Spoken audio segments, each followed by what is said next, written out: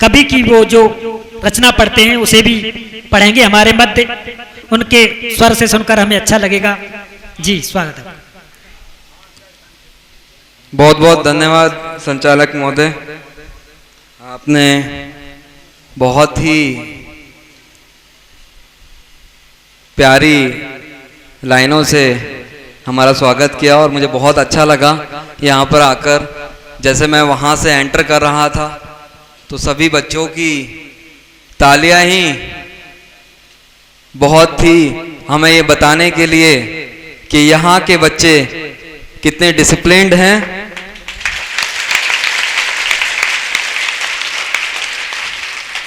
और सभी टीचरों को मेरा नमन है कि आप इन बच्चों को अच्छी शिक्षा दे रहे हैं।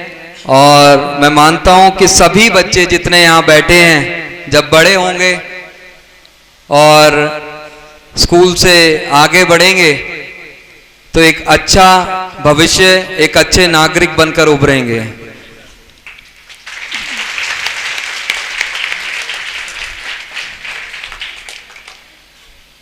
पहले तो हम ये जान लें कि आज जो कविता के लिए सभी यहाँ उपस्थित हुए हैं और एक काव्य सम्मेलन का आयोजित किया गया है, ये एक प्रोग्राम के तहत है, वो है आज़ादी का अमृत महोत्सव। हमारे देश को 75 साल हो गए, हमारे देश को 75 साल हो गए आज़ाद हुए हुए। और मैं जहां भी बच्चों के साथ गया, जहां भी बच्चों से मिला, मैंने उनसे एक क्वेश्चन हमेशा पूछा और वो आपसे भी पूछना चाहूंगा कि क्या आज़ादी का मतलब हमें पता है? ऐसा क्या हुआ 15 अगस्त 1947 को जिसको हम आज 75 साल बाद भी मनाते हैं और आगे आने वाले करोड़ों साल भी मनाते रहेंगे? ऐसा क्या था? क्या है आज़ादी का मतलब? What is freedom? कोई बच्चा अगर मुझे समझा सके, कोई भी?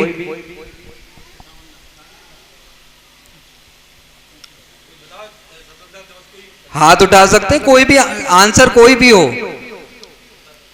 जो भी आपको समझ में आता हो। आइए।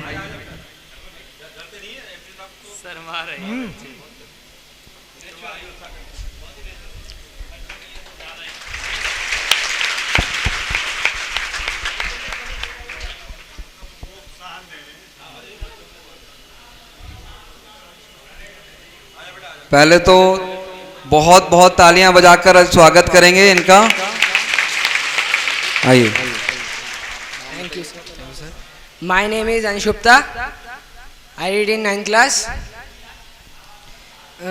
ये हम जो 75 साल के बाद हम ये जो आज़ादी का पर्व मनाते हैं, ये हम इसलिए मनाते हैं क्योंकि अंग्रेज़ों की जो 200 साल की हम गुलामी से आज़ाद हुए थे, तो उस वक्त हमें बहुत खुशी हुई थी जिस वक्त हम 200 साल की आज़ादी से आज़ाद हुए थे, गुलामी से आज़ाद हुए थे, 200 साल की गुलामी से आज़ाद हुए थे।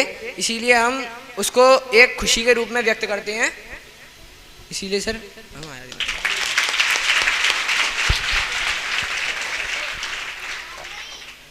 देखिए, बहुत खूब कहा। 200 साल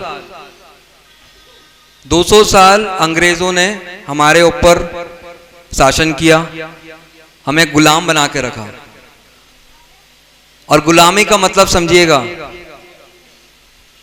आप जितने बच्चे यहां बैठे हैं, अगर उस काल में होते, अंग्रेजों को शासन अभी भी चल रहा होता अगर, तो ये मान के चलिए कि आप चाहे कितने ही पढ़ाई लिखाई कर लेते, चाहे कितने ही इंटेलिजेंट होते, चाहे कितना ही अच्छा स्पोर्ट्स खेल सकते, आप उन पदों पर नहीं पहुंच सकते थे जिन पदों पर सिर्फ और सिर्फ अंग्रेजों का अधिकार जमा रखा था। एसडीएम आप कभी नहीं बन सकते थे, डीएम आप कभी नहीं बन सकते थे, प्रेसिडेंट ऑफ इंडिया आप कभी नहीं बन सकते, प्रधानमंत्री कभी नहीं बन सकते थे। ये अंग्रेज गए तब जाकर हम लोगों को आजादी मिली।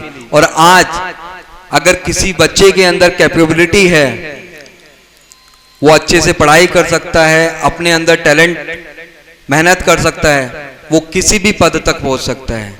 ये मतलब है आजादी का। कुछ लोग भ्रमित करते हैं कि हमारी टीचर बहुत सारे रूल्स बता देती हैं क्लासरूम में। हमारे घर जाते हैं तो पेरेंट्स बहुत सारे रूल्स एंड रेगुलेशंस हमारे ऊपर लगाते हैं। रात को 8 बज जाएं या शाम के 7 बज जाएं, 7 बजे तक घर आना है, इतने सारे रूल्स एंड रेगुलेशन लगा कर रखते हैं। तो आज़ादी कहाँ है?